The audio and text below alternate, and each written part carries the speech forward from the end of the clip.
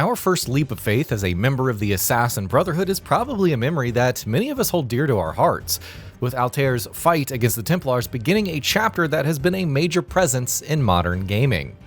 It takes us back to a time when the developer's innovations in its stealth action formula were integrated well enough into its gameplay systems to make each successive addition to the franchise's ranks stand out with something special to add. Black Flag Resynced has served as a reminder of those times, and it's no surprise that the game has sold 3 million copies in a week, with 2 of those coming in on its first day. For a game that's nearly 13 years old, with mechanics that predate RPG-esque systems that are now a foundation of the franchise's latest entries, that additional million shows off a launch momentum that even new games would be envious of. We had a few thoughts about how returning to an older formula and giving it the reverence it needed has worked in the developer's favor, while around a decade of making each entry in the franchise bigger, longer, and more RPG-driven hasn't given the studio the results it was hoping for. We're gonna say it early, we don't think the RPG trilogy and Shadows were misguided efforts to give a bold new direction to the franchise, but we do think that they are evidence of a tendency for the developer to confuse meaningful evolution and constant expansion. Join us as we take you through why we think so. The origins of a new kind of assassin. Let's look at Origins first, and the reasons for its reinvention of the franchise formula. Although Syndicate did quite well to inject a bit of soul into its take on Victorian London, it was clear that Assassin's Creed needed to move away from dense, icon-intense maps that felt more like busy work. The franchise's annual releases were clearly slowing down on the innovation front, and the fatigue was setting in even among die-hard fans. It bears mentioning that Black Flag was praised quite highly as an example of what the franchise was capable of even at that time, a detail that's going to help cement Resynked's reasons for success. Bayek came along, and his easy charm and compassionate heart were immediately enough to sell the new RPG-based systems, and his story blended moments of lighthearted humor with emotional beats that weren't afraid to go to very dark places when they had to. Bayek's role as a Medjay was the perfect narrative justification for an adventure that took him all across a country-sized version of ancient Egypt, where combat was completely rebuilt and with exciting gear waiting to be discovered. The quests and the newly added exploration mode worked well with Bayek's new Flying Eagle, allowing for some creative builds that exploited either his immense skill with melee and ranged weapons, or his ability to go unnoticed if the situation demanded a quiet approach. As a response to the genuine franchise fatigue, Bayek's blend of stealth and action was the shot in the arm that Assassin's Creed needed. But we think it's where the developer needed to take the win as a one-time reset, but instead chose to make Origins the foundation of its next few titles. Odyssey took things a step further, becoming a full-scale historical RPG that took us all around ancient Greece, and let us walk as close to the third civilization as we had been previously allowed to. With choices and decisions affecting what happened, expanded build potential over Origins, the addition of naval exploration and combat, and the shift from an assassin to the mythos did work well. It freed up combat expression for starters, as there was always the narrative justification for going in all guns blazing. It made those battles for control of each of the game's regions convey a sense of scale that felt so great at the time.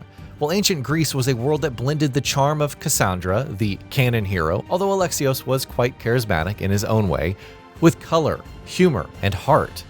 The ship and crew were perfect callbacks to Black Flag, although the shift to more primitive weapons did make things interesting in, well, ways that we didn't expect. This one was massive, and came with excellent replay value over its predecessors to boot. But being a mythos came at the cost of being an assassin. You could argue that Edward Kenway isn't really an assassin for most of Black Flag, but he'd kind of set on a path to membership in the Brotherhood quite early on, and a major part of his character arcs is earning its trust after his initial, if unwitting, betrayal. Valhalla took this along to the logical extreme of such a change in direction, giving us a Viking-first take on the assassins that blended in the Norse era and brought important implications for the present-day storyline. At its heart, its raids, choice-based narrative arcs, customization, and a massive post-launch expansion program were all great additions on their own. But its execution left a lot to be desired. Each of those ideas became a system that needed to be satisfied to sustain narrative progress, making this whole thing feel more like a checklist of tasks than an organically explorable version of England. Ravensthorpe should have been where the RPG formula went home to roost, but instead became a stage where its flaws took the spotlight. Valhalla tried to be a Viking saga, assassin story, settlement builder, and a gear-driven action RPG all at once. But despite all of those being worthwhile ideas, the game suffered because the developer couldn't decide which one mattered the most. Resynced, on the other hand, doubles down on the pirate fantasy to make everything you do in it service that illusion to great effect. Resyncing the right details.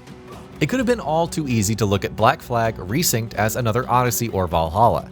Edward's slick new combat moves could have become the building blocks of an RPG-like system that could have fit well within the experience with a bit of tweaking. But thankfully the developer remembered what made Black Flag so special back then, and that's definitely good news. We had a clearly defined protagonist in Edward, while the story and gameplay's pirate captain fantasy worked well within the larger conflict between the assassins and the Templars. The Jackdaw continues to be a major draw, while raiding those warehouses is now more organic and better implemented thanks to the new stealth additions. It's a focused adventure instead of an endless sandbox, and that does wonders for the kind of game it tries to be. Even better is how annoyances from the original release weren't just addressed, but done in a way that made them very easy to integrate into your playstyle. Failing tailing missions is the past now, while social stealth and blending in became easier than ever. It's seriously cool to have Edward walking along a busy street in plain sight of his enemies and ever at the ready to make a quick disappearance thanks to the expanded parkour and stealth systems. The weather, settlements, and the general vibe of the world feel more alive, and the Caribbean simulation that the Animus is serving up this time around is all the better for it. It's the same game in its size and scope, but Resynced brings cohesion to many new and old systems by centering them on three things: the pirate, the assassins, and the Caribbean. In doing so, it presents a perfect balance between freedom and excess, almost as if Edward's two identities came together to fuel a romp through a vibrant world. The RPG era of Assassin's Creed brought its own version of freedom, one that focused on narrative choices, builds, rare weapons, skill trees, immense quest density, massive maps, and loads of things to do. But they left behind the cohesion and narrative interspersing of systems that made the franchise shine. Resynked's version of freedom is about sailing to places simply because they interest you, or just to dive off the deck of your ship because you spied something of interest in the water. It's about seamlessly switching from your Jackdaw's cannons to your swords and pistols when you board a ship, and using the world around you to stay hidden from your targets until it's too late. Its side content strengthens its fantasy instead of expanding it for the sake of doing so, and that makes a world of difference. The right kinds of change. You see, the RPG games became too massive for their own good in our book. We must give credit to Shadows for managing to balance the size and the scale of Japan against meaningful progression for Nawe and Yasuke, a feat that it managed quite elegantly for the most part. However, its selling point was how it wove Japan into its very core, presenting a take that helped it sell the fantasy along. It makes sense then that the developer turned to Black Flag, a game that was widely touted as the franchise's high point, where Origins took you too far down the path of the Medjay, and Odyssey made you more of a mercenary than an assassin.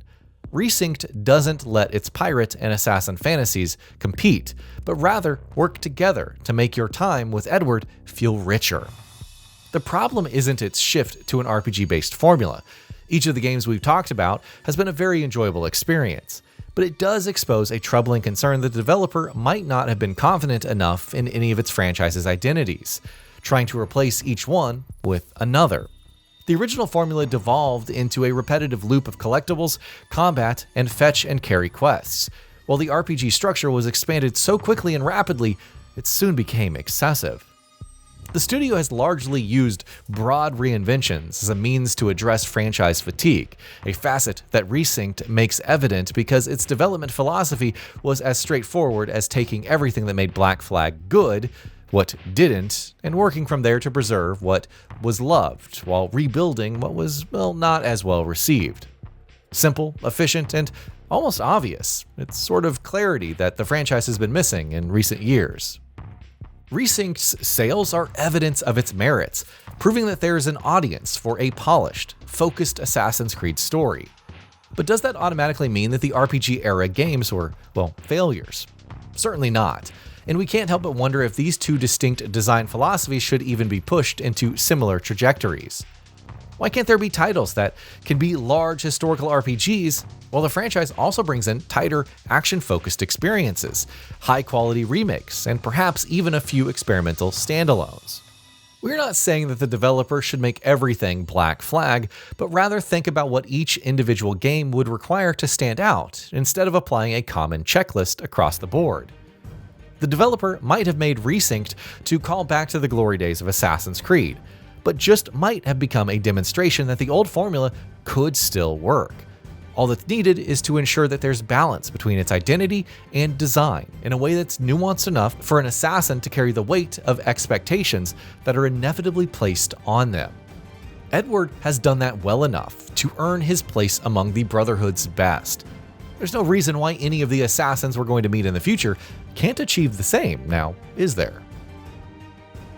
And that'll be about it for this one. If you guys like what we're doing at GamingBolt, please consider subscribing to our channel, and I'll see you guys on the next video.